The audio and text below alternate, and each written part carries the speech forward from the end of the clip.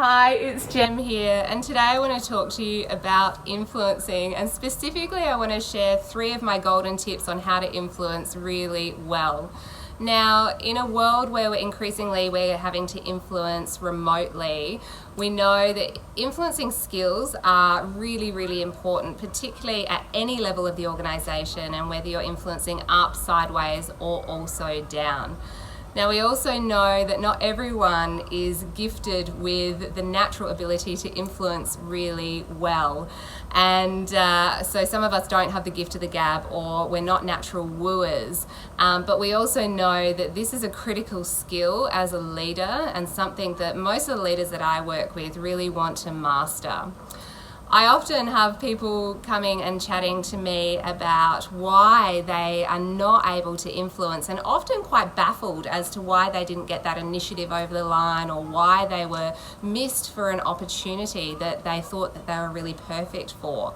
And when I question them and actually ask them about, well, how did you influence? A lot of the things that come up are, I used great body language, I made great eye contact, I had a really structured, well-rounded presentation or argument.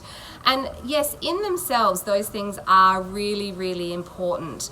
But when we are working remotely, say a pandemic hits and you don't have the ability to have those corridor chats, or those water cooler chats, or the elevator pitches, we need to be also thinking about some other things that are going to hook our audience and support them to get on board in the absence of body language and also eye contact.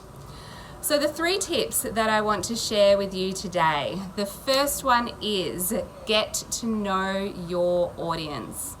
Unfortunately, there is not a one-size-fits-all when it comes to influencing, and each individual likes to be influenced in a different way. This is the one thing that quite often I see people have a bit of a light bulb moment in when it comes to influencing, because they're like, oh, I had a really well-structured argument, I knew it was an amazing initiative, but I didn't actually think about what made that individual tick.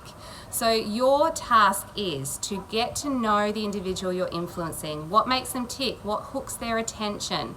Are they visual people? Do they like lots of graphs and visuals to present the information in? Or are they people who like highly structured arguments, or all the stats, or all the data? Are they more skeptical? So maybe they want you to share some proven case studies that have worked previously.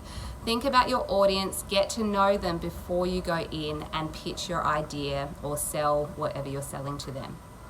Tip number 2, which links in with tip number 1, is invoke the with it. What is the with it? It's what's in it for them. Now, this is so important. You need to be thinking about what is the benefit to them. You may have an amazing idea, an amazing initiative. However, if you're not thinking about how this is going to benefit them, you're not going to get it over the line, and you need to front load this right up at the start. So it might be that you're saving them money. Maybe it's you're creating more cohesive teams and you'll get higher team engagement. Maybe it is going to save them time or increase productivity and efficiencies. Whatever it is, make sure you front load the with it right at the start of your pitch or presentation or whatever you're trying to sell.